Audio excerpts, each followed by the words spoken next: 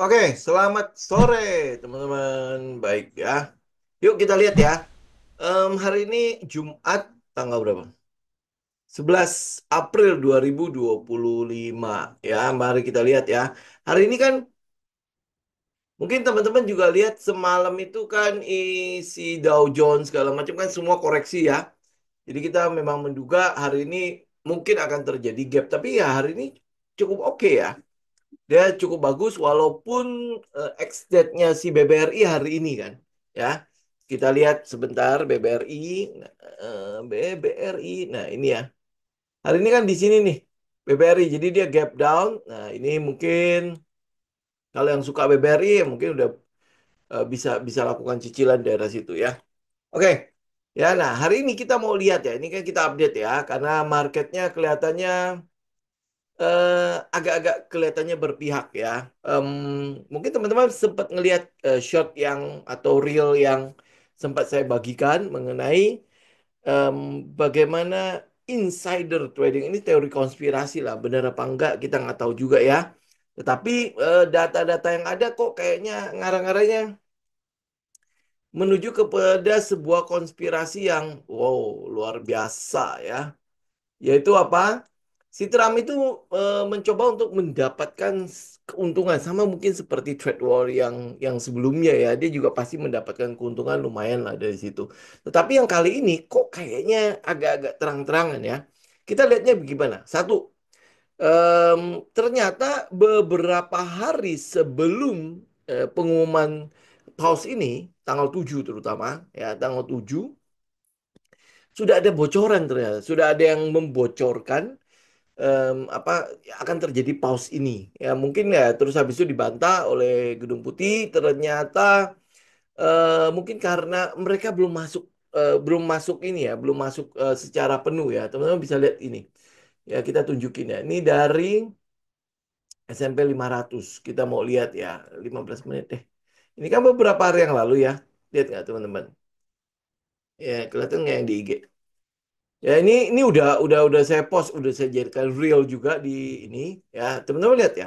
Ini tanggal 7 pada saat berita yang mengatakan bahwa ada yang membocorkan berita tentang apa ada kemungkinan pause tarifnya itu di pause eh, apa ya beberapa ini tanggal 7 loh ya, tanggal 7.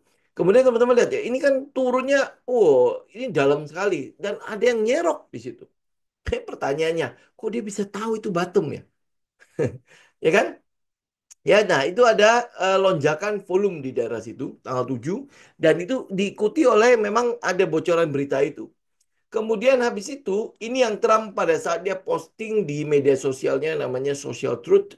Ya, ini adalah punya dia. Karena waktu itu kan Twitter ngeblok dia itu ya, karena ada inilah ya, you know lah apa yang di-tweet sama si Trump ya. Dia bikin sendiri ya, media sosialnya sebelum dibeli sama si Elon. Dia bikin sendiri namanya Truth Social. Nah, dia posting di situ kalau ini waktunya terbaik untuk membeli. Ya, itu beberapa jam sebelumnya. Di awal perdagangan. Ini masih turun loh harganya ya. Nah, kemudian terjadi lonjakan volume ya. Mungkin ini adalah pengikut Trump lah ya. Ya, kita nggak tahu lah ya. Oke, nah ini publik. Ya, setelah diumumkan bahwa kalau itu akan pause ya 90 hari kemudian habis itu harga melonjak. Dan teman-teman tahu kalau ini beritanya benar, ya, dalam waktu beberapa menit doang ya, hitungan kita itu ada sekitar 46 menit. Mereka yang mendapatkan informasi itu, mendapatkan ada yang mendapatkan sekitar 2,5 juta US dollar. Kemudian ada lagi yang mendapatkan 900 juta US dollar. Ini yang ketahuan karena Trump ngomong sendiri ya. Ya, itu bisa bayangkan ya, luar biasa. Nah, kemudian kan habis itu kan di pause tuh ya. Di pause kemudian kecuali Cina. Cina itu dikenain 124% ya. 124%. Akhirnya hari ini kan dibalas oleh Cina 125%. Ya. Oke, nah setelah itu ya kita hampir boleh mengatakan seperti ini ya. Setelah adanya konspirasi seperti ini yang terbuka ya. Si Trump ini kelihatannya pintar menggunakan kekuasaannya untuk mendapatkan keuntungannya. Nah, termasuk sebenarnya pernyataannya dia sendiri mendapatkan hampir sekitar 2 miliar ya, 2 juta ya, 2 juta apa 2 miliar per hari dari dari fluktuasi market ini. Oke, nah apa yang kita mau lihat dari sini? Yang pertama adalah kita mau lihat itu adalah ya lu nggak usah percaya sekali dengan apa gebrakan-gebrakan yang dilakukan oleh si Trump. Dan kita udah di hari Rabu kemarin kita udah membahas ini cukup detail. Kalau potensi yang menang itu akhirnya balik lagi ke eh, yang punya kesiapan, yang punya jalur perdagangan yang begitu luas ya. Saya juga bikin satu reel sendiri untuk itu. Oh ya, kemarin saya minta maaf juga ya. Apa salah ngedit. Ternyata ke posting apa video yang lama ya dan pantas kenapa ada yang sampai ngomong loh kok ini judul sama isinya nggak sama ya loh saya tadi loh kenapa judulnya nggak sama makanya pas saya lihat loh ini kan yang dulu punya ya ya nah udah saya rekapin lah di dalam satu reel atau shot di situ nah kita lihat ya pause ini akan berlangsung sekitar 3 bulanan ya 3 bulan dan kita juga udah mulai melihat bahwa kayak Uni Eropa sudah mulai mendekati Cina. Kemudian bahkan si Trump sendiri, mungkin karena itu ya em, dia terdesak juga kali ya, atau mungkin dia sedang mencoba untuk membangun lagi sebuah konspirasi baru ya agar dia dan kelompoknya dan sekutunya itu bisa mendapatkan keuntungan lagi. Dia hari ini udah mulai itu kan ya bikin sebuah pernyataan kalau dia udah bersedia untuk diskusi untuk negosiasi dengan Cina. Oke? Nah, bahkan sampai ngomong Xi Jinping itu adalah temennya. Oh, tadinya kan tidak begitu ya ngomongnya kan. Ya, itulah Trump ya. Nah, tetapi di pihak Cina dia bagaimana ngomongnya? Nah, pihak Cina itu mengatakan bahwa ini perang gitu kan. Ya, maksudnya itu perang, maksudnya yang ngajakin perang itu bukan mereka. Gitu kan yang ngajakin perang itu kan yang lain kan. Jadi akan diladenin. Nah, akan diladenin. Bahkan ada beberapa yang sampai mengatakan bahwa Cina itu nggak mungkin menang. Jadi setelah saya post realnya dan lain sebagainya, Cina itu nggak mungkin menang karena mereka melihat sejarah bagaimana si Amerika menghancurkan ekonomi Jepang waktu itu. Jepang kan sempat ini ya berjaya-jayanya ya di tahun 1980-an sampai tahun berapa itu di mana elektronik ya mobil semua seperti kayak hari inilah. Ya, seperti kayak hari ini Cina menguasai perdagangan dunia gitu kan. Nah, kemudian habis itu dihabiskan oleh Amerika, kemudian habis itu dia tidak berhasil. Waktu itu kan memang Jepang itu kan udah didengung-dengungkan akan menggantikan US sebagai changing world order tadi kan. Ya, nah kalau kalau menurut pendapat saya ini beda. Cina sama Jepang itu lu nggak bisa lu nggak bisa lu jadikan apple to apple. Cina itu apa Jepang itu cuma punya berapa puluh juta penduduknya, sedangkan Cina itu punya berapa miliar. Dari domestiknya saja dia udah bisa menguasai eh, barang-barang yang dia produksi itu bisa dijual di domestiknya sendiri gitu kan. Sedangkan Jepang nggak bisa. Gitu kan. Kemudian habis itu teman-teman lihat dari mata uangnya sendiri, Cina itu menganut sistem tertutup. Lu nggak bisa kutak-katik sama sekali di mata uangnya mereka. Sedangkan yen itu kan memang terbuka dengan mekanisme pasar gitu kan. Ya, nah kemudian habis itu teman-teman lihat juga bagaimana produksinya. Kalau Jepang waktu itu mengandalkan teknologi, dia memproduksi elektronik, dia memproduksi mobil, bla bla bla segala macam ya. Tapi tidak sampai detail sampai barang-barang yang kita bilang tusuk gigi pun dibikin. Enggak. Tetapi di Cina, lu nggak usah bilang tusuk gigi ya. Kita bilang apa ya? Yang lebih rendah dari tusuk gigi pun dibikin di Cina. Jadi hampir boleh dibilang semua semua kebutuhan yang sehari-harinya kita dari atas rambut sampai ke kaki, dari ujung kaki, dia bikin loh. Ya, ini kalau kebutuhan ya. Nah, kemudian habis itu lu lihat bagaimana penguasaannya terhadap mobil. Ya, mobil-mobil Cina itu kan itu udah boleh dibilang itu adalah eh, Cina itu udah menjadi pengekspor ya, pengekspor mobil terbesar saat ini. BYD-nya itu sekarang udah mulai masuk ke Eropa.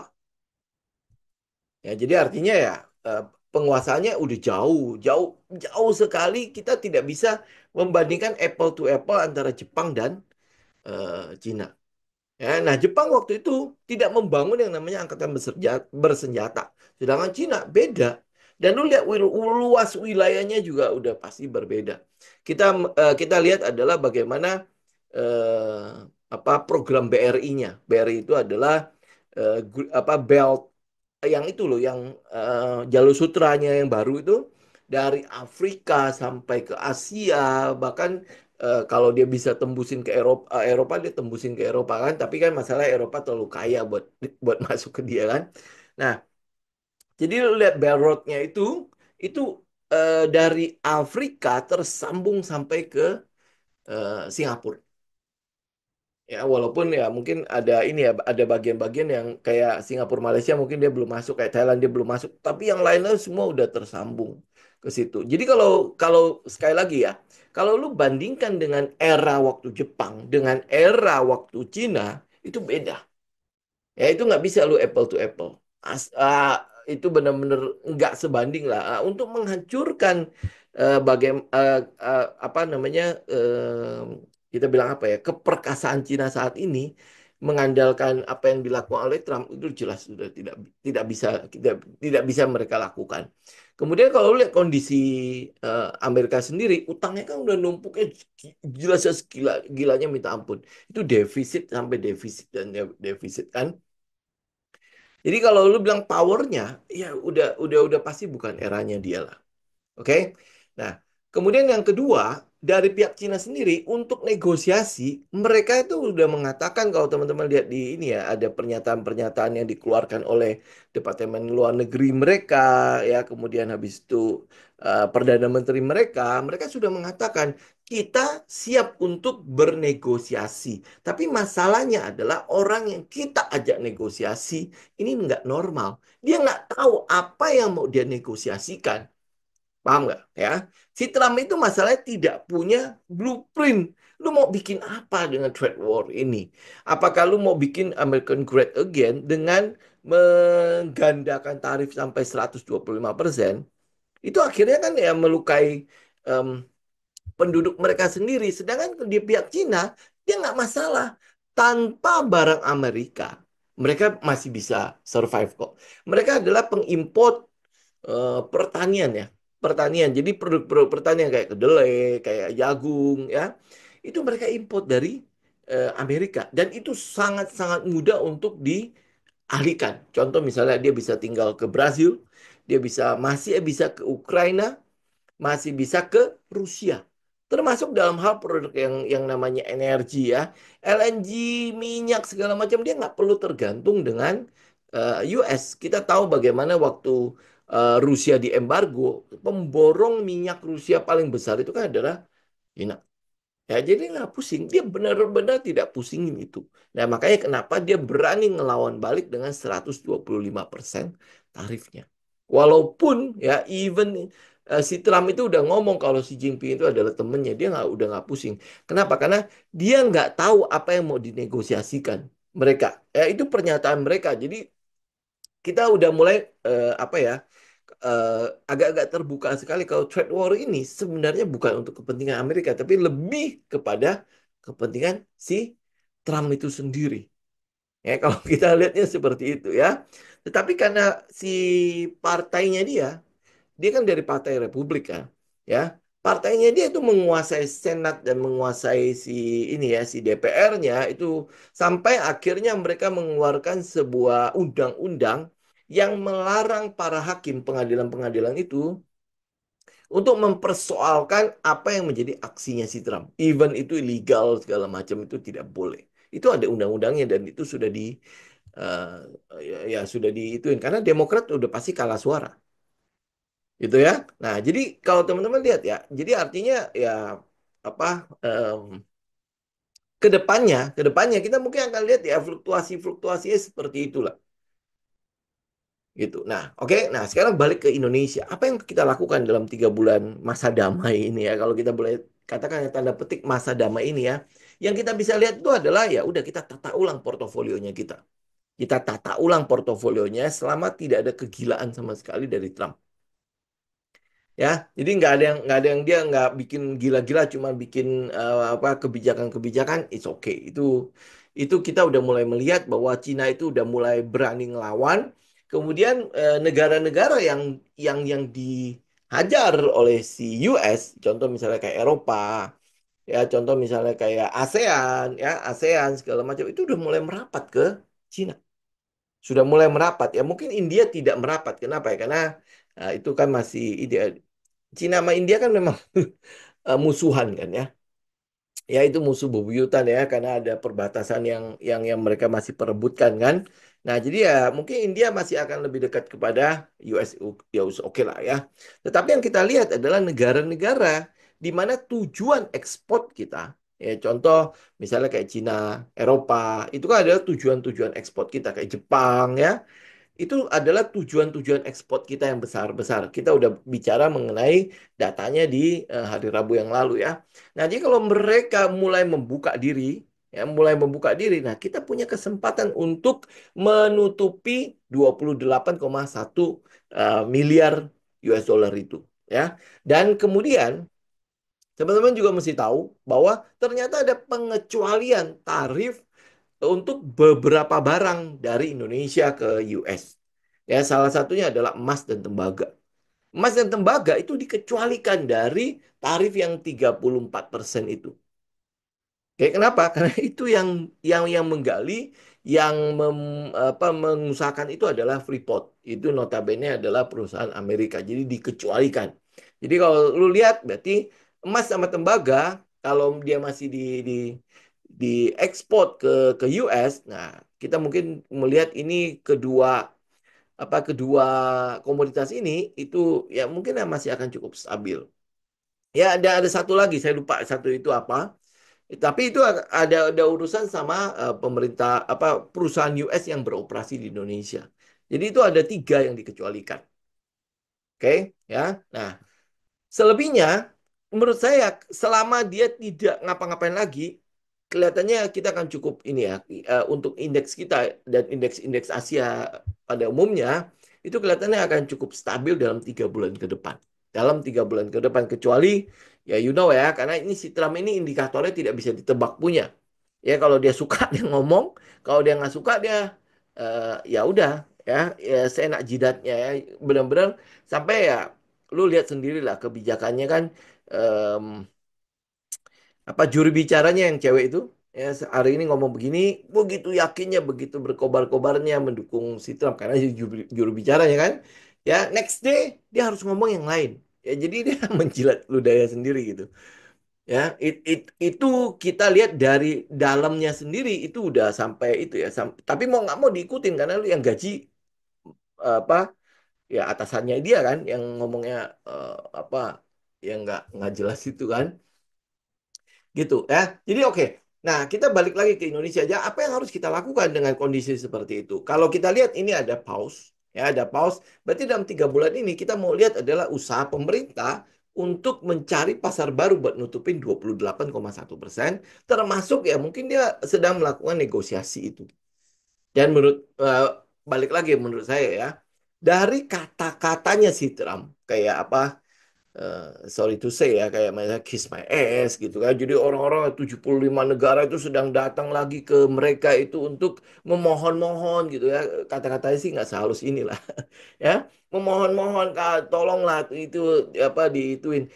Menurut saya sih harusnya ya lu udah lihat gitu ya. Dia nggak memposisikan negara kita ya negara-negara yang kena tarif itu sejajar sama dia.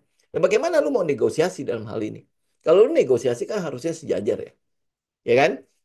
Ya kalau kalau menurut saya ya harusnya kita nggak usah nego, karena kita cuma kehilangan 10% kok.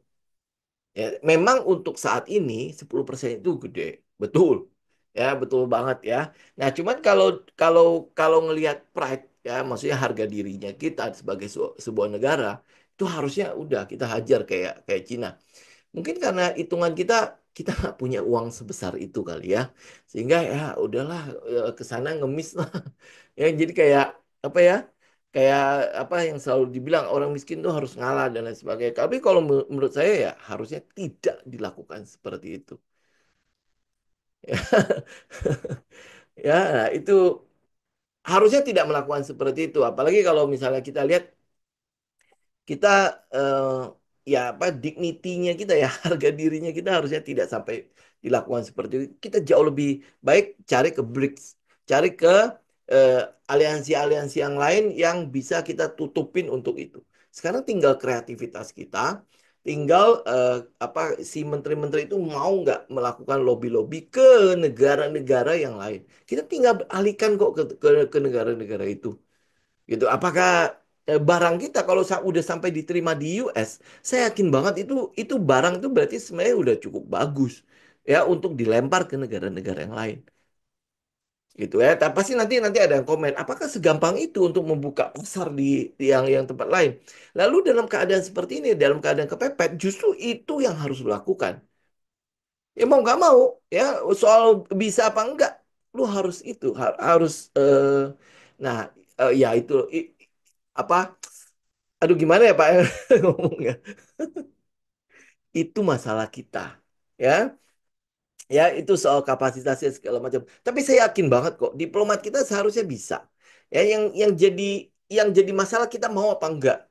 Yang seringkali kan jadi masalah kita adalah kita mau apa ke sana kalau ada keuntungannya buat kita. Kita loh, maksudnya kita dalam arti kita ya, yang Pak Soleh ngomong orang itu ya. Saya nggak usah ngomong lah ya, pokoknya itu gitu ya. Nah, mereka itu bergerak kalau di situ ada uang. Kalau nggak ada uang buat dia, ngapain gue pindah, gue ke sana buat nego dan lain sebagainya. Apalagi tidak diliput oleh media segala macam, nggak ada gunanya. Nah, mereka nggak mau kerja, ya itu. Cuman ya kalau lu dalam keadaan seperti ini, yang harusnya dipentingkan adalah ya eh, apa sikap nasionalisme lu, negarawan lu gitu kan, ya. Seenggaknya gini deh, agak lihat sedikit ke kalau saya boleh agak lihat sedikit ke Cina. Ya atau ya kita bilang gini lah, em, apa yang dilakukan oleh Cina itu harga dirinya, pride-nya gila ya. Dan em, dan apa ya? Dan kita memang dari kecil dari kecil memang sudah diajarkan seperti itu. Lu semiskin apapun lu, jangan pernah menjadi dalam tanda petik doginya orang. Ya kita tidak melakukan itu. Jadi ya, kita melihat bahwa ya apa yang dilakukan oleh mereka, selain mereka memang punya cadangan devisa, selain mereka memang punya apa sumber daya yang begitu besar di belakangnya, jadi mereka berani. Ya, Xi Jinping ngomong apa? Apa yang Cina hari ini itu beda dengan Cina 10-20 tahun yang lalu. Ya kan? Apa yang dilakukan ekonomi Cina hari ini itu bukan bukan cuma sebuah kolam kecil, tapi kita adalah samudera. Lu bisa bayangkan ya, samudra ya. Dan dia mengatakan, iya betul, samudra itu kan kadang-kadang memang ada yang ada hari-hari di mana dia tenang, ada hari-hari di mana dia akan bergejolak. Ya dan ya lu udah di situ kapalnya. Ya, makanya kita harus hadapin itu. Nggak bisa, ya usahakan tidak tenggelam lah dari situ. Dan ya kita yakin dengan kapalnya kita bahwa itu tidak mungkin akan tenggelam, maka badai ini akan kita bisa lewati. Begitu dilewatin, lu akan lihat ada ya pasti ada sesuatu yang tenang kan. Ya, makanya kalau kita lihat dari ini teorinya si Ray Dalio, ya Ray Dalio ini jangan salah lu ya, itu adalah penasehatnya si Danantara lu. Jadi harusnya harusnya ini ya, lu udah masukin dia menjadi seorang penasehat ya, dan lu udah bisa mengundang dia menjadi penasehatnya em, kita apa funnya kita.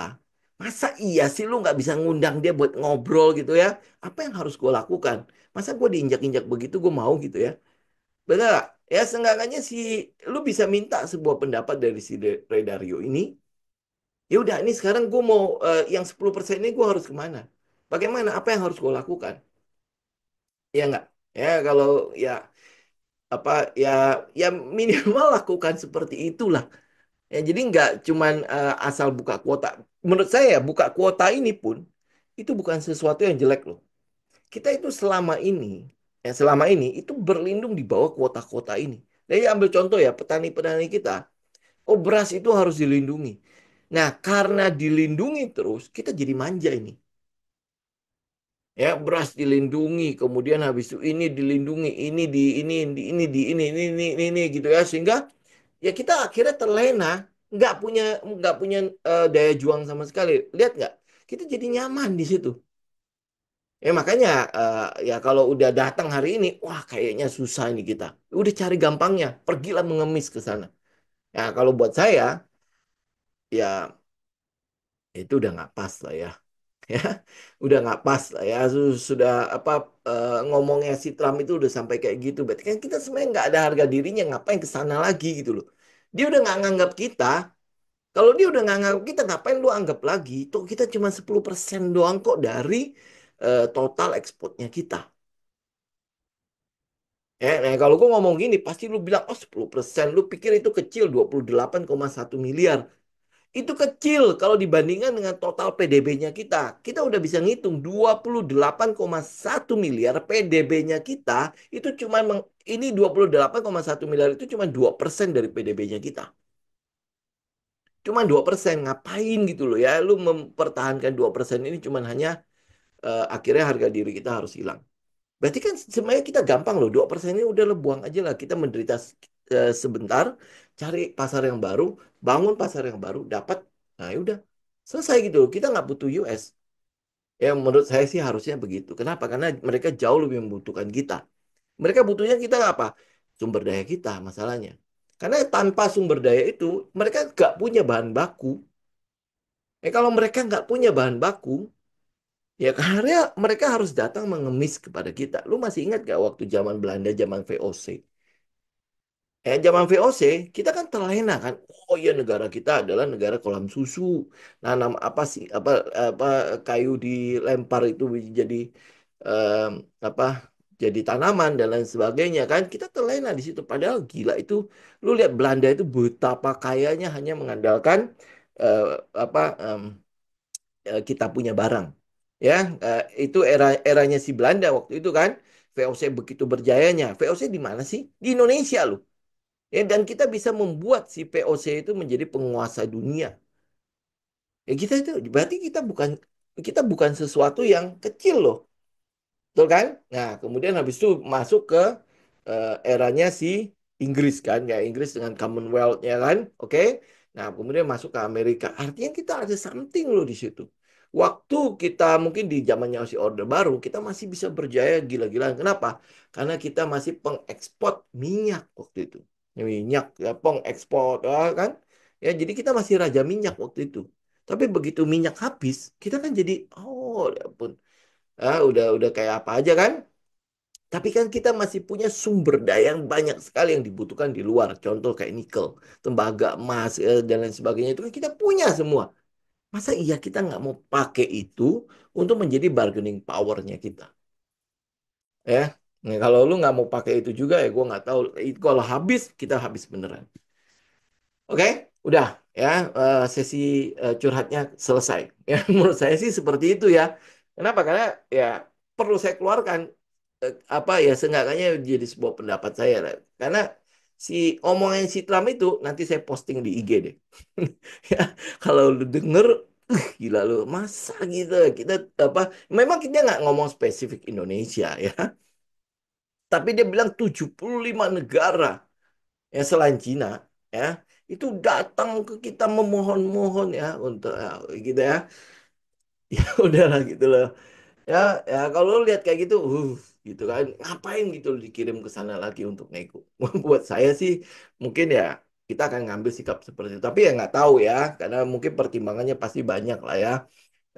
Kita nggak siap lah ya, dan kalau sampai kita melakukan itu mungkin tidak akan menimbulkan gejolak ya, karena nasionalisme kita itu nggak cukup kuat sebenarnya. Ya, beda kan dengan penduduk-penduduk yang di Cina sana. Mereka bisa gitu. Maksudnya "Oh, udah oke kita nggak mau pakai Apple kan dulu dulu sudah ada ini kan waktu Amerika mulai mengembargo Cina ya, waktu di perang dagang pertama, mereka ganti semua Apple mereka, iPhone mereka itu dengan produk lokal. Mereka ganti Huawei lah ya dan lain sebagainya. Mereka ganti Teslanya mereka sampai nggak mau mereka pakai lokal. Ya itu yang kita lihat ya. Tapi masih nasionalisme mereka ya memang udah dikobarkan sejak bangku sekolah. Karena saya ngelihat saudara anak-anak saya itu dari kecil memang udah digembleng di situ gitu kan. Kita ya Pancasila kita udah nggak tahu di mana. Ya, maksudnya itu ya apa mata mata pelajaran kewiraan kita udah nggak tahu di mana. P4 kita juga nggak tahu di mana ya.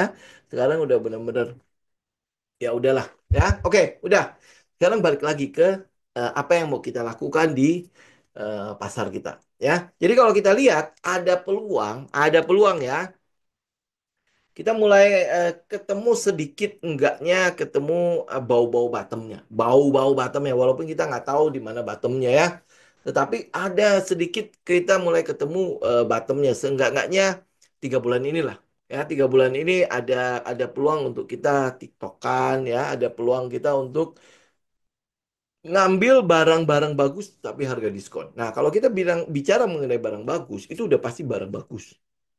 Ya, apalagi dengan kejatuhan market seperti ini, berarti fokus kita adalah pada first liner. Ya, first liner. Jadi kalau lu bilang kelasnya itu adalah kelas VIP gitu ya. Apa first liner kita? Yaitu ya Big Bang. Lu ambil aja, coba aja lu lihat Big Bang ya. Ini udah terdiskon. Hari ini saja kalau teman-teman nanya, kapan adalah harga terbaik untuk mengkoleksi Big Bang? Yaitu pada hari Selasa kemarin. Ya, pada saat pembukaan pasar di mana peng gitu kan langsung trading halt dan lain sebagainya itu adalah harga terbaik. Ya, ini adalah harga terbaik. Nah, sekarang saya mau itu ya, saya mau teman-teman tolong diingat di garis bawah sekali lagi. Kalau lu mencium aroma-aroma seperti waktu hari Selasa kemarin lagi dan terulang lagi mungkin nanti di bulan depan atau 2 bulan lagi, 3 bulan lagi, jangan pergi dari pasar. Oke? Ya, nanti lu akan mencium aroma-aroma di mana semua orang nanti marketnya akan mulai naik, mulai naik, mulai naik, mulai naik terus gitu kan. Dan semua orang mulai bersukaria dan si Trump bilang yipi yipi gitu kan. Ya. Nah, kalau udah mulai seperti itu, maka lu tahu bahwa ini kayaknya sebentar lagi akan koreksi. Oke, ini pelajari psikologi market. Ini psikologi market talk. Ya nggak apa nggak usah ngelihat terlalu banyak di chat nanti pasti lo akan bingung tetapi seenggaknya lu feel itu dulu pada saat orang fear lu buy pada saat orang lagi greedy lu udah mulai sell itu oke nah kita belum melihat keadaan seperti itu greedy itu belum tapi fear-nya itu masih gede oke fear-nya itu masih gede termasuk hari ini ya di mana oh kemarin malam Dow Jones S&P 500 ya kemudian habis itu Nasdaq udah mulai merah lagi ya mulai merah lagi. Nah, udah mulai fear tuh. Oh, hari ini harusnya jualan, hari ini harus jualan kan semua ngomongnya begitu kan? Kalau aroma ketakutannya masih ada di udara, ya maka lu hold. Karena udah pasti akan dibuang orang. Ya barang-barang ya, itu pasti akan dibuang. Jadi kita hold. Ya, apa yang kita lihat pada hari ini ya lumayan terbukti. BBRI turun, ya itu ex-debt. Ya kemarin kan kumdet ya, hari ini ex-debt ya. Lu tahu sendiri lah bagaimana sejarah berulang kalau misalnya ex-debt. Ya udah pasti akan turun ya, sudah. Ya, yang saya mau tunggu itu nanti estate yang lain tuh, yang kayak misalnya BBNI, BMRI dan lain sebagainya itu udah bentar lagi akan exit. Yang saya ingat itu adalah BNI tanggal 15 itu exitnya. Ya udah pasti nanti akan turun. Ya, oke. Nah, kita lihat ya. Ya tolong dicatat, tolong digaris bawahi. Jadi kalau lu mencium aroma seperti waktu Selasa kemarin di mana semua orang bilang ini harus buang, lu buang. Pokoknya udah lu nggak usah pusingin, lu taruh aja di paling bawah deh. Ya, lu taruh aja 25%, taruh aja 15% agar keambil gitu. Yang penting lu kejual dulu karena ini udah pasti habis-habisan nih. Nah, saat itu lu harus nongol. Ya, saat itu lu tidak boleh pergi. Oke? Nah, nanti lu akan lihat di mana marketnya akan mulai euforia. ih kok nggak turun-turun ya? Waduh, kalau gua nggak ikut, gua akan ketinggalan. Wah, nanti dia akan terus naik ya. Mungkin nanti akan ada yang bilang change of character. Wah, indeks kita kayaknya udah mulai bottom dan lain-lain sebagainya. Nah, saat itu lu coba lihat ya, coba lihat marketnya seperti apa, kenaikan pada portofolionya lu ya. Dan kemudian kalau lu trading lu ya, ini kalau lu trading ya. Nah, kalau kita merasa oh udahlah udah cukup lah. Contoh misalnya kayak kita lihat kayak misalnya BBCA. BBCA kalau lu ambil dari kemarin berarti lu udah punya kurang lebih sekitar 10 persenan ya.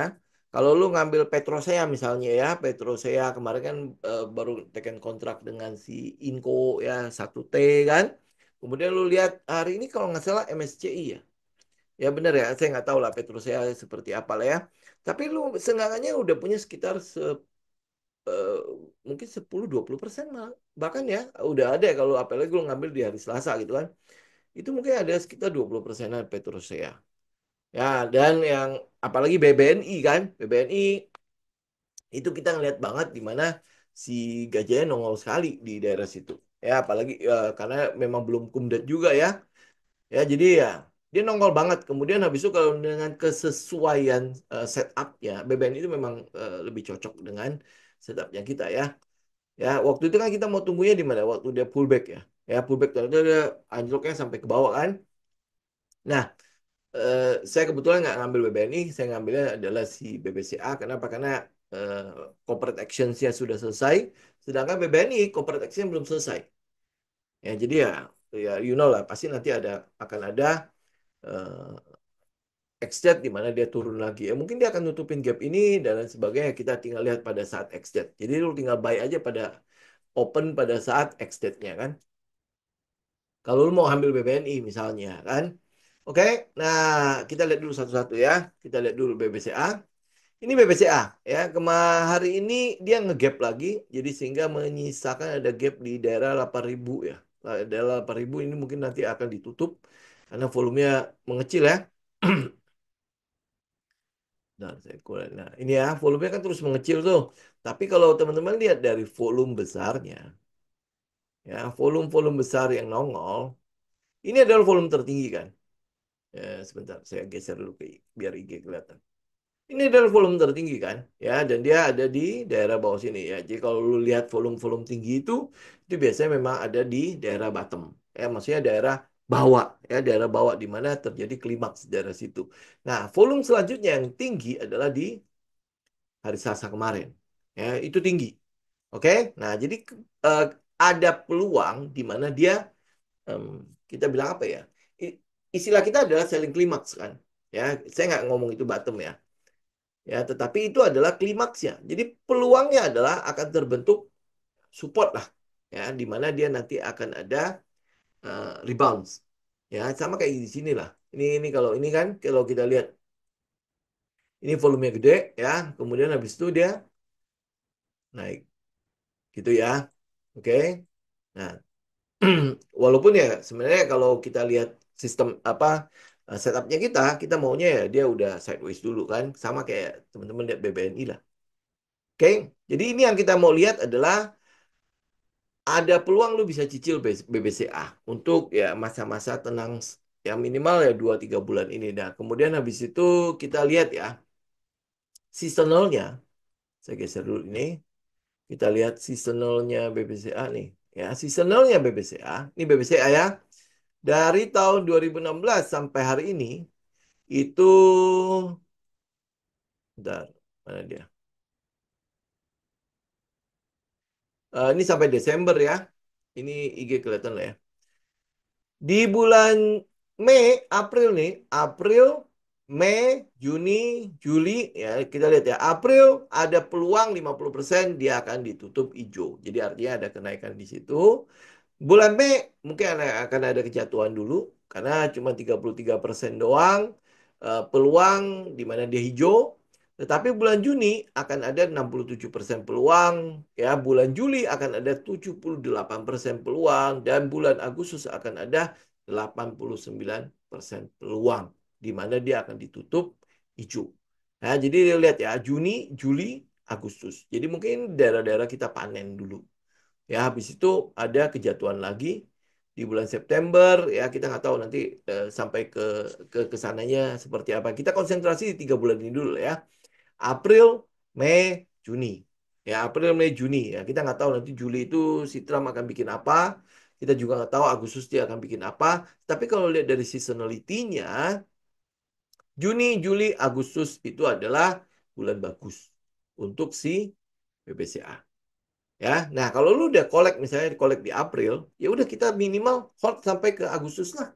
Ya selama tidak ada, ingat ya, tidak ada sebuah kejadian yang tidak bisa diprediksi.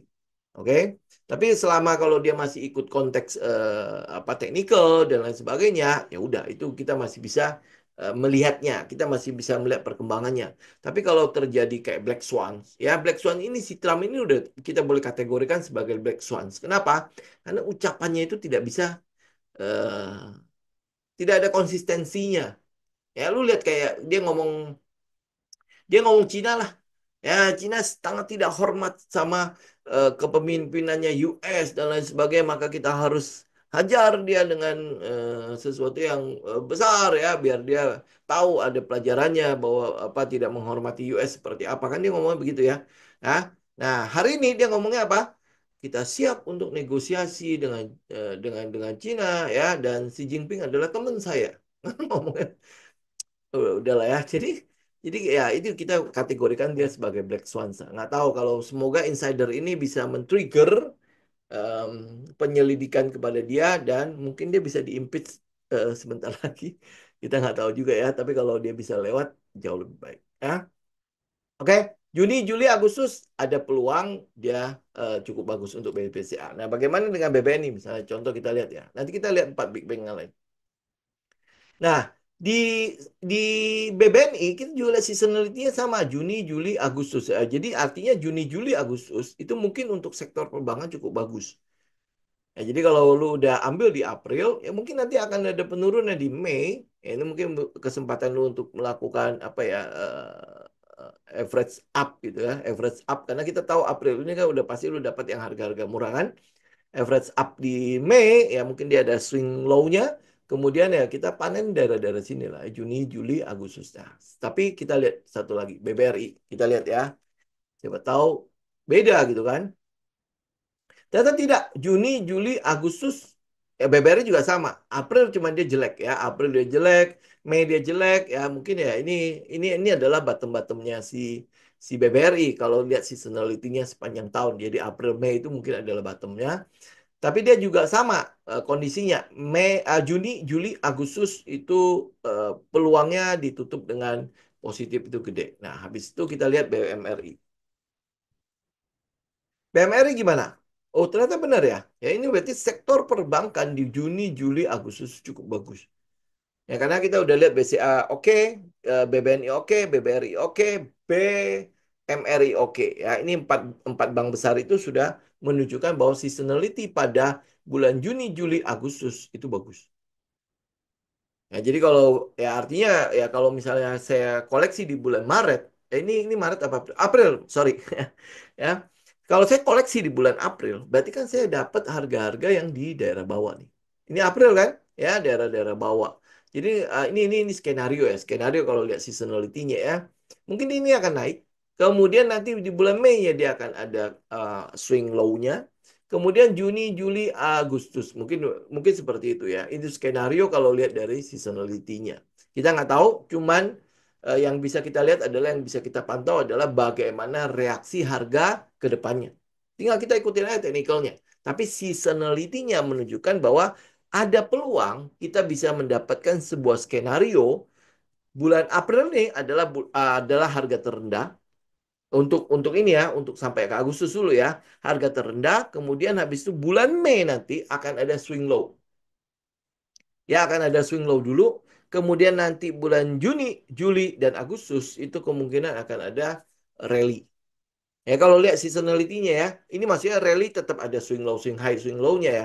Tapi kelihatannya akan ada puncaknya di kurang lebih di Agustus ya. Nah nanti kalau misalnya sampai akhir tahun bagus, kita nggak tahu tiba-tiba pemerintah berhasil menciptakan pasar-pasar baru untuk menggantikan pasar US kan kita nggak tahu.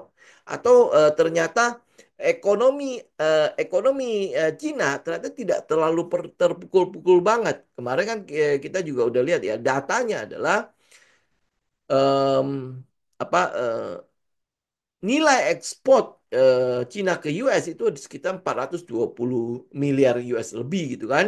Nah, kalau angka ini bisa dia dapat dari tempat-tempat yang baru atau dia membanjiri negara-negara yang lain ya dengan yang tadinya harus diekspor ke US sekarang nggak perlu lagi. Ya, jadi ya otomatis ya nggak ada masalah. Atau bisa jadi ya plot twistnya itu adalah bisa jadi karena ini barang tetap harus dibutuhkan oleh penduduk US dan tidak ada substitusinya. Mau nggak mau penduduk US beli barang Cina 2 kali lipat dengan harga 2 kali lipat. Jadi yang tadinya mungkin dia beli tusuk gigi dengan harga 100 perak, karena dia dikenain tarif 125% masuk ke US, maka di harga tusuk gigi di US itu menjadi 225. Ya, dan terpaksa mereka harus beli karena dia nggak punya substitusinya. Ya, mungkin juga ya, siapa tahu plot twistnya begitu. Jadi presidennya terus naikin tarif, rakyatnya mau nggak mau harus beli dengan harga yang terus mahal. Ya, yang didengungkan oleh si Trump adalah negara lain bayar kita. Jadi kalau kita naikin tarif negara lain yang membayar kita lebih mahal. Padahal kan tidak ya. Kenapa dia ngomong begitu? Karena pendukungnya si Trump ternyata banyak yang petani-petani yang di mana level pendidikannya di bawah. Ya, jadi udah mulai clear ya. Ya, level pendidikannya di bawah sehingga ya mereka nggak ngerti. Pokoknya udah make American great again. Ya udah, oke kita habisin barang-barang Cina, nggak perlu atau ya nggak apa-apa. Biar mereka bayar kita lebih banyak lagi. Ternyata tidak. Ternyata yang bayar itu adalah penduduk mereka sendiri. Kenapa? Karena lu kalau misalnya mau butuh barang Cina, ya lu import aja. Ya selama lu sanggup bayar ya silakan lu import kan. Ya kan?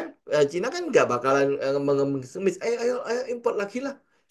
Itu kan enggak kan? Kenapa? Karena barangnya udah harga segitu, yang bikin mahal adalah negara lu sendiri kan. Betul nggak? Ya, jadi kalau misalnya kayak kita lah ya, kita bilang ya kalau kita import barang dari US itu cuma 30% sekian ya, ya udah tinggal naikin aja tarifnya. Karena toh sebenarnya kita nggak butuh-butuh banget kok barang-barang dari US. Barang US itu apa sih? Mobil, mobil, terus habis itu pertanian. Pertanian mah kita nggak butuh gandum, jagung juga kita bisa ambil dari tempat lain. Bahkan ya sebenarnya kita bisa swasembada sendiri kalau itu benar-benar digenjot kan. Jadi sebenarnya produk US itu kita udah nggak butuh. Ya lu mau bilang mobil, mobil-mobil US mah menurut saya sih ya suku cadang mahal ya. Kemudian habis itu tempat-tempat servisnya juga enggak karuan ya. Jauh lebih enak barang-barang Jepang, mobil-mobil Jepang. Ya, saya belum pernah pakai mobil Cina sih ya, jadi nggak tahu di situnya. Tapi ya kita udah lihat tempat servisnya untuk yang mobil-mobil Jepang udah jauh lebih terjamin kan daripada gua membeli sesuatu yang nggak jelas ya lebih baik saya beli yang jelas. Jadi kita sebenarnya nggak depend on US, nggak depend on barang-barang US, ya kan? Ya gitu loh ya. Oke, jadi ini yang kita lihat pada si Big Bang. Ya kalau ini yang lu incar duluan lah. Ya dan seasonality-nya segala macam ya tentu teman-teman juga perlu menyiapkan trading plan jangan jangan gegabah jangan langsung oh, oke lah gua hajar aja mumpung dia masih di daerah bawah kita nggak pernah tahu bottomnya itu di mana tapi aromanya mungkin kita akan agak sedikit tenang dalam 3 bulan ke depan tapi ini dengan syarat ya si si Donald itu tidak tidak tidak macam-macam benar-benar dia menepati janjinya pos-pos gitu ya dalam 3 bulan ke depan gitu ya oke oke oke sampai sini teman-teman ada pertanyaan nggak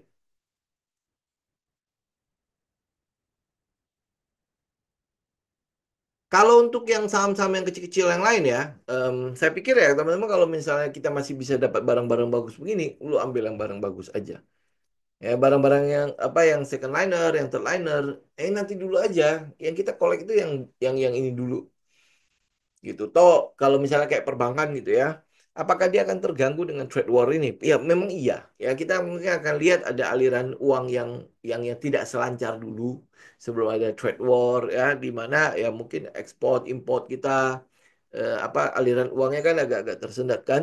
Tetapi selama bisnis dalam negeri kita masih cukup oke, ya maksudnya masih masih tetap berjalan, ya artinya ya perbankan ini tetap kita butuhkan. Nah, kalau produk itu tetap dibutuhkan, berarti kan servisnya jalan.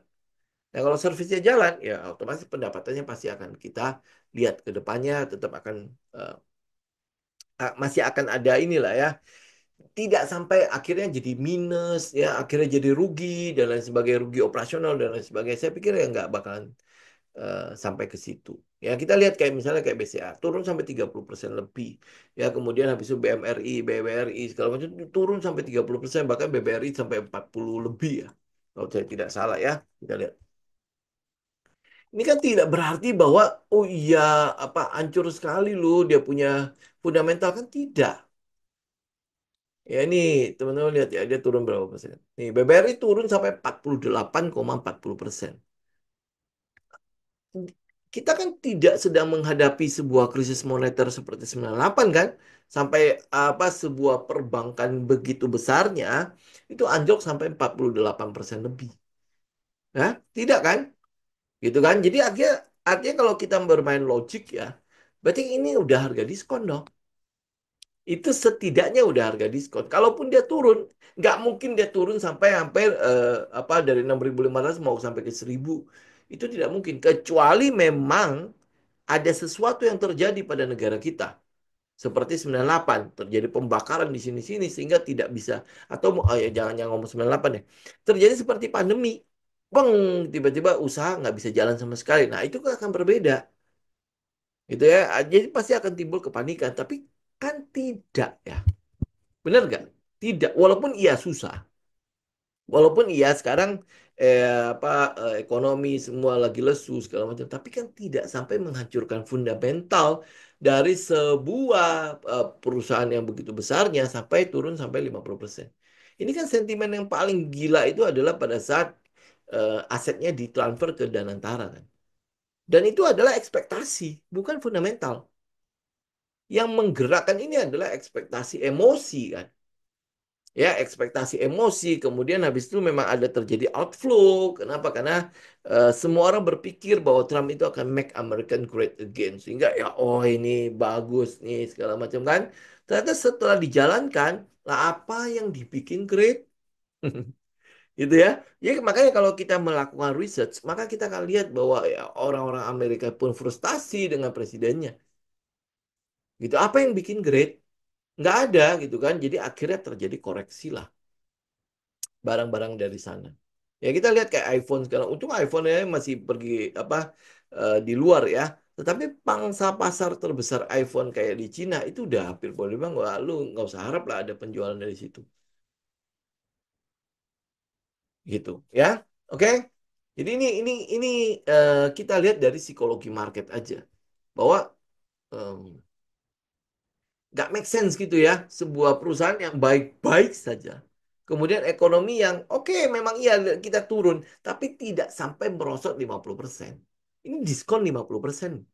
Lu suka kan barang-barang diskon yang di supermarket ya. Ini barang bagus kenapa di diskon 50% kan jadi bertanya-tanya begitu kan. Ya. Oh enggak ini cuma karena memang mau habisin stok. Jadi ya di sell sampai 50% biar biar biar cepat laku gitu ya kan? Tapi ini BBRI mau dihabisin stoknya, stok apa yang dihabisin? Itu kan mungkin nanti berpikir semua orang kan berpikir bahwa Danantara itu akan hancur ya, semua investasinya akan lenyap segala macam. Sebuah investasi itu tidak bisa lu lihat dalam 1 2 tahun. Lu lihat Tamasek baru bisa menikmati hari ini setelah berapa puluh tahun dia melakukan investasi.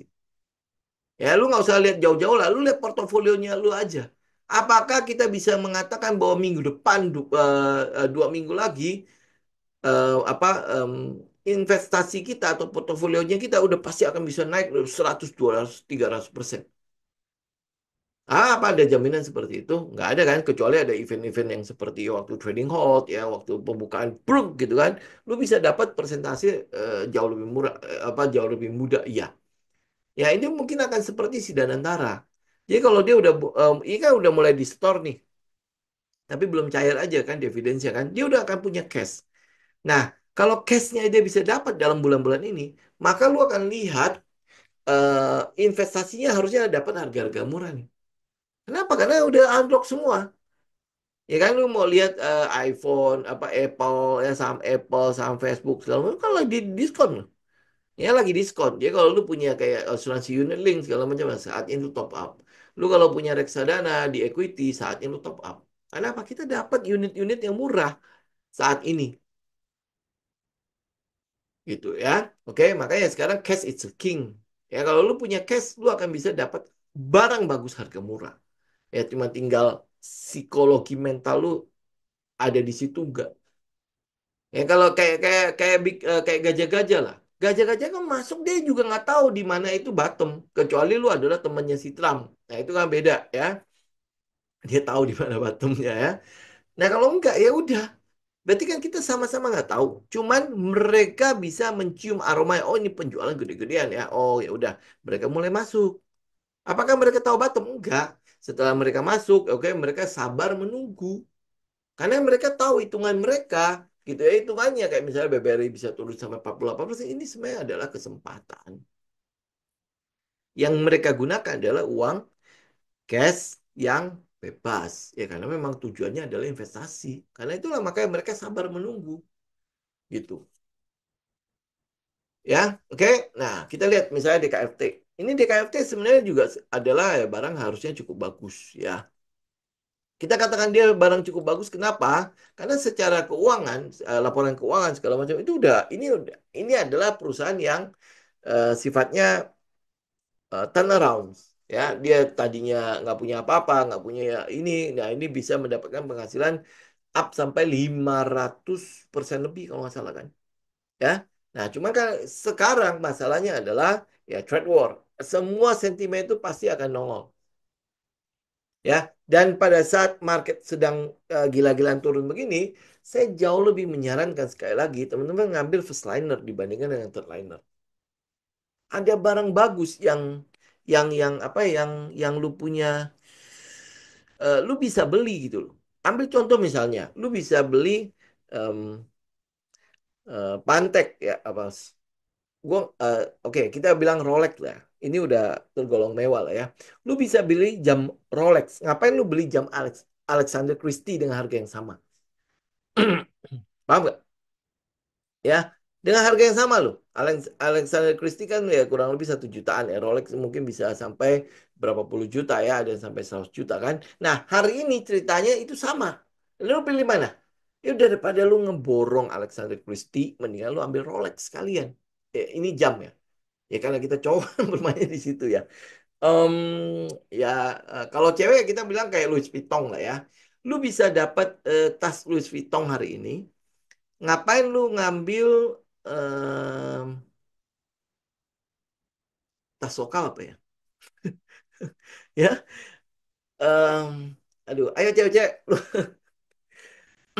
ngapain lu ngambil tas-tas yang barang-barang lokal gitu ya? Ngapain gitu kan?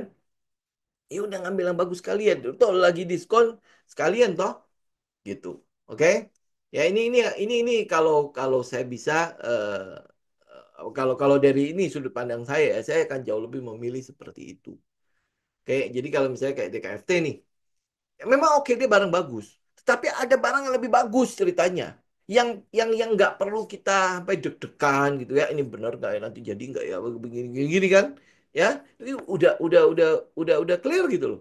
Ya udah clear ya udah. Lu lihat kayak BBCA. Lu kapan lagi gitu lah ya beli BBCA terdiskon 30-40% dari harga pucuknya. Ya lu lihat BBRI, kapan lagi lu beli harga diskon BBRI 50% dari pucuknya. Kita udah lihat kan histori yang sudah terjadi pada ISG ya, pada semua saham-saham bagus-bagus ini. Turun ya turun. Tapi akhirnya apa? Akan ada all time high baru yang akan tercipta. Nah, tinggal apa? kemampuan lu untuk menghold ini yang jadi masalah kita adalah lu nggak sanggup hold. Ya nggak, jangan jauh-jauh dulu ya. Lu hold sampai Agustus bisa nggak? Itu dulu ya, lu belajar ngehold itulah. Ini seringkali yang jadi masalah untuk para trader itu begitu. Oke? Ya. Jadi udah hold, hold aja. Jadi kalau lu udah punya, hold aja udah. Gitu. Saran saya adalah hold. Toh ini floating kok. Betul nggak? Kalau sampai nanti dia turun, mungkin nanti bulan Mei turun ya. Ya, karena kalau lihat dari seasonality-nya itu hampir semua ya, bukan hampir lagi. Semua Big Bang itu turun. Ya, artinya ada potensi ditutup negatif. Jadi itu mungkin saja ini kalau misalnya April itu dia naik, Mei itu mungkin akan ada swing low. Nah, swing low-nya berarti kan teman-teman ya bisa ya nambah lah gitu. Karena kita lihat Juni, Juli, Agustus itu seasonality-nya bagus. Dan ingat ya, catatan tolong digaris bawah ya, selama si Donald itu tidak macam-macam. Oke, kalau dia macam-macam ya, memang lihat teknikalnya lah. Pasti nanti akan ada itu lah. Lu mungkin bisa nanti trailing stop dan lain sebagainya ya. Oke. Nah, Big Bang, Astra International, penjualan mobil turun, batu bara turun, tapi laba naik. Hmm. Coba cek di anak perusahaannya, Pak. Ya, coba cek di anak perusahaannya. Bisa jadi ada pemasukan dari situ. Karena penjualan mobil turun kan, batu bara juga turun kan, laba naik. Nah, laba naik dari mana? Itu pasti akan ada ini, pasti ada akses ke mananya. Coba lihat ya. Nih kita stick. Ini financialnya. Oh, kita stick aja deh. Ini ya net income-nya. Ini nih teman-teman lihat ya. Dia udah kelihatan belum? Oke ya. Udah kan? Ya ini ya teman-teman lihat ya. Dari ini ya Q4-nya itu sebenarnya dia turun sih Pak. Ya dari Q3 itu kan 9 hampir-hampir 10 B ini miliar ya. Hampir 1 triliun kan? Ya, kemudian habis itu turun kembali jadi 8197. Jadi ini kurang lebih hampir sama dengan tahun lalu. Tapi memang iya, dia lebih baik. Ya, dia lebih baik dibandingkan dengan tahun 2001, 2022 ya, 2024-nya memang dia lebih baik. Teman-teman bisa lihat ya. 20 20 ini 20 ribu M 20 M ya. Ya, 20 M, 28 M, 30 ini harusnya T ya, harusnya T ya, sorry ya. Kok bacanya M ya? 20 T ya, 28 T ya, kemudian habis itu 33 T dan 34 T. Jadi kan dia naik ya. Oke. Nah, tapi kenaikannya itu karena dia akumulasi kan. Ya, tetapi ini kalau teman-teman lihat ya dari Q ke Q-nya, ini kelihatannya yang naik itu cuma di Q3 ya. 20 ribu miliar. Itu 20 T kan? Benar ya, Pak? Ya ini kan 20 miliar jadi 20 T dah. Benar ya? Benar kan nih? Kok saya jadi? Ya betul ya. Oke ya. Kok jadi saya bingung nih. Ya, itu 20 T bener ya. Nah, kenaikannya kelihatannya ya teman-teman tinggal cek ini net income-nya itu datang dari mana. Karena revenue-nya nih, lihat ya. Net income revenue kan sekitar 84 T nih. Ya, nah ini teman-teman lihat deh. Nanti nanti tinggal cek. Ya pasti akan ada datang dari sesuatu. Ya karena dia kan udah punya properti. Dia udah bukan cuma mobil kan, dia udah punya properti, dia udah punya tol, dia punya apa lagi ya satu ya, saya lupa. Ya, Astra. Karena Astra itu udah bukan perusahaan mobil tok. Ya, dia punya batu bara di UNTR, dia punya emas juga kan. Emasnya juga di UNTR kalau nggak salah ya. Kemudian habis itu kemarin dia akuisisi apa ya? Perumahan dia udah punya. Kemudian habis itu tol yang pasti ya. Kemudian Astra itu juga kemarin kalau nggak salah udah akuisisi rumah sakit juga kan. Jadi ini sebenarnya udah jadi em, induk perusahaan jadinya Astra International. Jadi kita nggak bisa identikan dia lagi pada mobil tok. Ya, oke. Oke, oke, nggak ada lagi ya. Em, ya itu kurang lebih ya. Ada lagi? Ya mau gimana lagi, Bu? Nggak tahu ngomong apa lagi si Donald ini kan. Ya, oke, teman-teman. em, EBT, EBT sih kayaknya coba di ini deh, dikurangi karena ini pasti dananya, anggarannya udah pasti susah nih. Faktor BUMN barang negara risiko. Oh ya, betul. Ya, ya makanya kalau lu nggak suka dengan resiko yang sulit diperkirakan, ya udah ambil yang swasta yang memang profesional. Ya memang ada kayak misalnya contoh kayak OCBC ya. OCBC berarti NSP ya. Cuma ini nggak tahu liquid masalahnya. Jadi kalau dia nggak tahu liquid, ini agak agak repot. Ya, ini agak repot. Cuma agak repot di situ aja. Kemudian habis itu ada CMB, CIMB ya. CMB kita apa ya? Oh, saya lupa ya. CMB kan? Bukan BNGA. Ya, nih kayak misalnya CNM BNGA ya, BNGA lu bisa bisa ambil dari situ ya. Tapi ya mungkin karena kita udah tahu first linernya ada BBCA, ya sudah ambil aja di situ gitu. Ya, makanya kenapa saya mungkin tidak terlalu menyarankan teman-teman ngambil ke BUMN karena ada faktor sentimen dan antara kan. Ya udah, keluarin dulu aja lah gitu. Oke? Ya, sama kayak BRMS juga sama, Pak. Ya, ini kalau misalnya kita masih punya yang first liner, ambil yang first liner dulu lah, gitu. Ya, ambil yang first liner dulu. Memang ini bagus.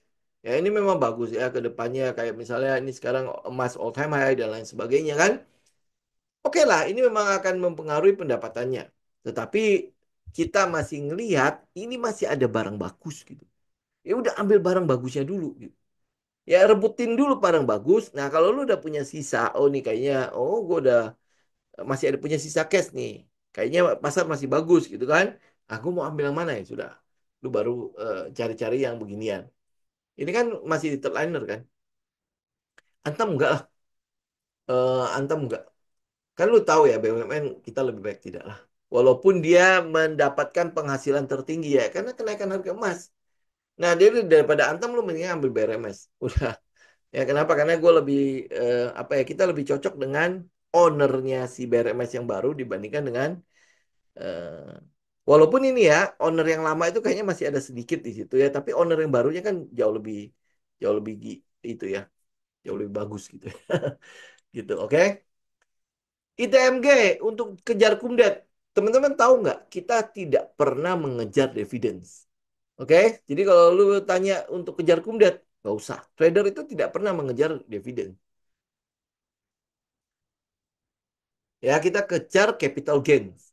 Oke, sekali lagi kita kejar itu capital gains. Kalau nanti kita dapat harga yang dua kali, misalnya contoh gue ambil BBNI ya, ini kan udah naik nih. Nanti yieldnya itu kan kurang lebih sekitar 6% 7% ya. Kalau nanti dia turun ke bawah, kemudian gue hitung-hitungan gue mungkin bisa dapat double cuan dari capital gain plus dividends, gue ambil. Tapi masalahnya adalah kita tidak fokus di dividends ya. Tapi yang kita fokus adalah capital gains ya. Karena capital gains itu lebih bisa diukur dibandingkan dengan dividends. Lu misalnya sekarang lu kejar dividends nih. Oh, dividennya 3.000, dividennya sekian gitu kan. Yang lu kejar itu sesuatu yang nggak pasti. Kenapa? Karena setelah cum ex-debt, dia akan turun kan. Nah, lu nggak tahu turunnya berapa gede kan. Lu bisa memperkirakan kayak misalnya untuk BBRI, lu bisa memperkirakan dia turun berapa gede. Kan tidak bisa kan.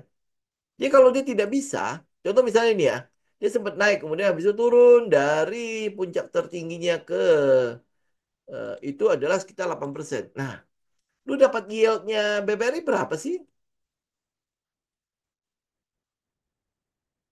Mana corporate actions-nya. Yieldnya BBRI cuma 200 perak. 200 perak ya. Nah, dia turun berapa? Sekarang dia turun dari 380 ke 360 ya sama 200 perak. Ya ngapain dikejar dividends-nya? Betul nggak? Ya, akan berbeda kalau misalnya lu mungkin beli di daerah bawah. Ya, beli daerah bawah. Ya, misalnya beli daerah 3.460. Kemudian dia naik dong. Ya, dia naik sampai ke atas di 13,76%. Gue mendingan jualan itu. Ya, dibandingkan dengan gue mengejar yield-nya yang nggak sampai, tadi berapa ya? 200 perak dong ya. Ya, 200 perak dengan posisi sekarang ambil 4.000 ya. Berarti kan cuma ada sekitar 2%. Ya, 2% ya. Ya, 2% dari 4.200 benar. Ya, 10%-nya itu 400. Ya, 5%. Ya, cuma 5% doang. Ya, sedangkan dia turun ke bawah, itu gede. Jadi akhirnya ya nggak ada itunya. Tapi kalau kalau kalau sekarang sih ya mungkin worth it ya. Kenapa? Karena kita ambil dari bawah. Ya, dia sempat naik, kemudian habis itu gap down, ya, cuman berapa ya, berapa persen tadi? Yang sampai ke bawah itu ya hampir hampir 6%. Ya mungkin worth it gitu kan. Ya, lu kejar begitu. Tapi kalau kita cuma kejar dividen, itu sesuatu yang nggak bisa kita ukur masalahnya. Setelah exit itu loh. Ya, setelah exit kebanyakan apa? Turun langsung ke bawah. Jadi bukan cuma dia drop doang ke bawah terus habis itu naik. Dia kadang-kadang masih lebih banyak yang turun ke bawah kan. Ya setelah pembagian dividen biasanya itu adalah bulan-bulan nggak terlalu enak kan untuk trading kan. Ya setelah Mei kan biasanya orang-orang pergi tuh nanti balik lagi baru akan bagus di akhir-akhir tahun kan. Nah teman bisa lihat ya kalau kita kejar dividen ya kejar yang sesuatu yang kayak gitu. Yang kita dapat untungnya nggak ada. Ya nggak ada. Ya, jarang sekali kan setelah pembagian dividen, setelah kumdet, exitnya itu tetap naik gitu. Jarang sekali kan. Lu mungkin dapat kayak misalnya TAPG, tapi lu jangan berharap ada banyak sekali dividen seperti emiten yang seperti TAPG yang berulang terus ya. Nggak bakalan sih itu karena histori menunjukkan dari 100 saham atau 100 emiten yang membagikan dividen setelah exit selalu turun. Bahkan turunnya bisa lebih parah, bisa akhirnya lu dapat dividends ya, tetapi ya capital gainnya lu nggak dapat, malah akhirnya lu rugi gitu. Dividends nanti lu harus bayar pajak ya. Eh, ruginya lu kan nggak ditanggung pajak, ngapain dikejar gitu. Jadi karena itulah makanya trader tidak mengejar dividends, yang kita kejar itu adalah capital gain ya. Oke. Oke teman-teman, saya pikir kita cukupkan dulu ya untuk hari ini di sini. Kita ketemu coba nanti kita lihat Senin ya. Senin kalau misalnya sempat kita kalau ada sesuatu yang menarik di Sabtu Minggu, oke Senin kita live. Kalau enggak ya berarti kita live di hari Rabu ya. Oke teman-teman, saya izin pamit ya. Happy weekend semua. Selamat berlibur kembali ya. Sampai ketemu minggu depan. God bless semua. Saya izin pamit. Thank you.